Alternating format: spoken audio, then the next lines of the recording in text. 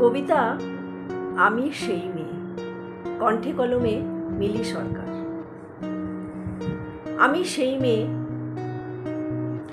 যাকে মা আঁতুর ঘরে আদর করে বলেছিল আমার আদরিনী। মুখুজ্জে পরিবারের দুই বোন, বড় বউয়ের একটিমাত্র ছেলে আর ছোট বউ অন্তঃসত্ত্বা। সেই কাক ভরে গ্রামের দুই সেবিকা তাকে আঁতুর ঘরে নিয়ে গেছে। বেচারি প্রসব যন্ত্রণায় বড় কষ্ট পাচ্ছে। সকাল গড়িয়ে দুপুর, দুপুর গড়িয়ে বিকেল, বিকেল গড়িয়ে যখন সন্ধে, আশেপাশে বাড়িগুলোতে যখন শাঁখ বেজে উঠল, যখন তুলসী মঞ্চগুলো প্রদীপের আলোয় আলোকিত হয়ে গেল, ঠিক সেই সময় মুখুজ্জে পরিবারে ফুটফুটে কন্যা সন্তান জন্মগ্রহণ করল। আঁতুর ঘরের বাইরে যারা অধীর আগ্রহে অপেক্ষা করে বসেছিল যে কখন ছেলে হওয়ার খবর পাবে, খবরটা এসেছে। খবরটা এমনই ছিল, মেয়ে হয়েছে। শুনে গোটা মুখুজ্জে পরিবারে অন্ধকার নেমে এসেছিল। গোটা বাড়ি থমথমে হয়ে গেছে। মেয়ে হয়েছে শুনে বাবা যার মুখ পর্যন্ত দেখলো না। মুখুজ্জে পরিবারে কোনো শব্দ বাজে না। আমি সেই, শুধু মা যাকে কোলে তুলে নিয়ে বলেছিল ও আমার সন্তান, ও আমার আদরিনী। আর তাই মা বলেছিল, এই পুরা সমাজ সংসারে তুই মেয়ে হয়ে জন্মালি, তোকে আর তোর মাকে যে প্রতি পদে পদে এর অনেক দাম দিতে হবে। হয়েছিল তাই। মুখুজ্জে পরিবারের এক চিলতে উঠোন, যেখানে পূবের রোদ এসে গড়াগড়ি খেত আর বাতাস অপরূপ খেলা।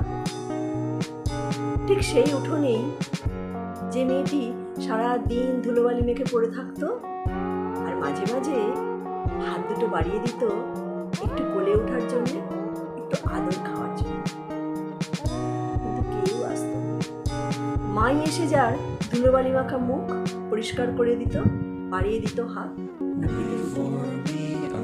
আমি সেই মেয়ে যে মেয়েটি একটু যখন বুঝতে শিখলো, সে দেখলো তার দাদার হঠাৎ করে জন্মদিন পালন হচ্ছে।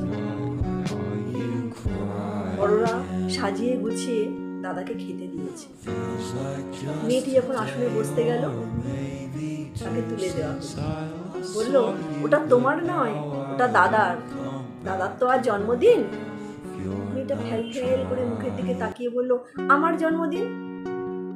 বললো, তুমি তো মেয়ে, মেয়েদের জন্মদিন পালন করতে নেই, এতে মেয়েদের অকল্যাণ হয়। মেয়েটা তাই জানত।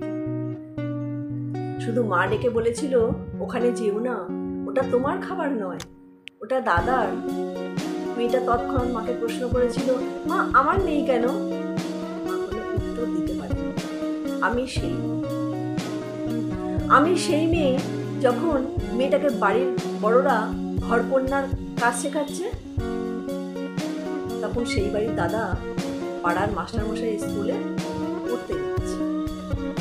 মেয়েটা বলেই ফেলেছিল, আমাকেও বই এনে দাও, আমিও স্কুলে যাব, আমিও পড়তে যাব। বাবা কড়া গলায় বলেছিল, পড়াশুনো, বই, ওগুলো তোমার জন্য নয়। মেয়েটাকে যদি কোনো সময় মা একটু আদর করতো, তাহলেও বাড়ির বড়রা বলতো, আদিক্ষেতা চলছে, হয়েছে তো মেয়ের ছাতা। মেয়েটা একটু একটু করে বড় হলো, তার বিয়ের ব্যবস্থা চলছে, বিবাহযোগ্য হয়ে উঠেছে। অবশ্যই মুখুজ্জে পরিবারের কাছে। তার বয়স তখন 13 কি 14।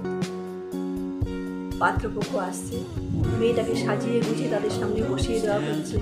মেয়েটাকে নানান প্রশ্নের মুখোমুখি করতে হচ্ছে। সে কিছুই বোঝে না এসব সম্পর্কে।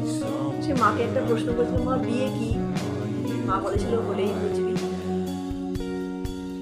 পাত্রপক্ষ আসছে, দেখছে, চলে যাচ্ছে, আসছে। আমি সেই মেয়ে যে মেয়েটি শুনল নাকি অনেকে অনেক টাকা নগদ চাইছে। মেয়েটি নগদ সম্বন্ধে কিছুই বুঝতে না। আবার অনেকে বলছে, যা দেবেন তা তো আপনার মেয়েকেই দেবেন, আমাদের চাই না। মেয়েটার মনে একটা ভাবনা আসে।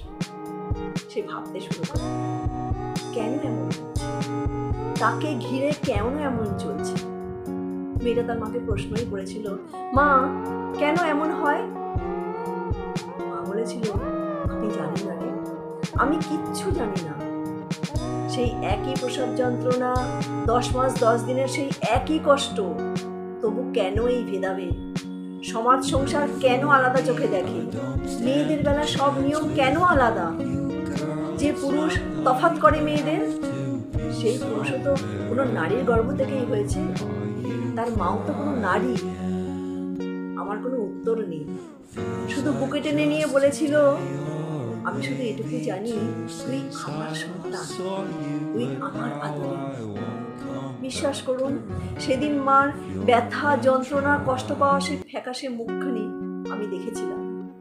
হ্যাঁ, আমি সেই মেয়ে।